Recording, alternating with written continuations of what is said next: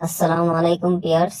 এখন আপনারা এই যে ভিডিওটা দেখতে পাচ্ছেন, এটা হলো একটা কাঠ এই কাঠ জাতীয় ভিডিও। এই সবগুলা কাঠের ভিডিও করছেন না, এই ভিডিওগুলা আপনারা ফলো করে দেখেন।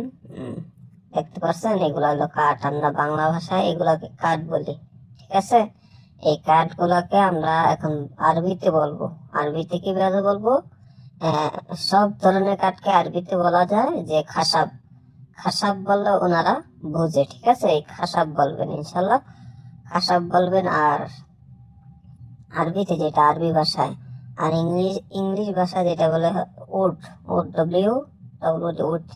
উডের তো কাঠ, ইংরেজি ভাষায় যেটা উড। আর খাসাবও বলতে পারেন, অন্যভাবে বলতে গেলে একটাও বলতে পারেন। আশা করি আমার ভিডিওটা ভালো লাগবে, ইনশাল্লাহ সাবস্ক্রাইব করার চেষ্টা করবেন।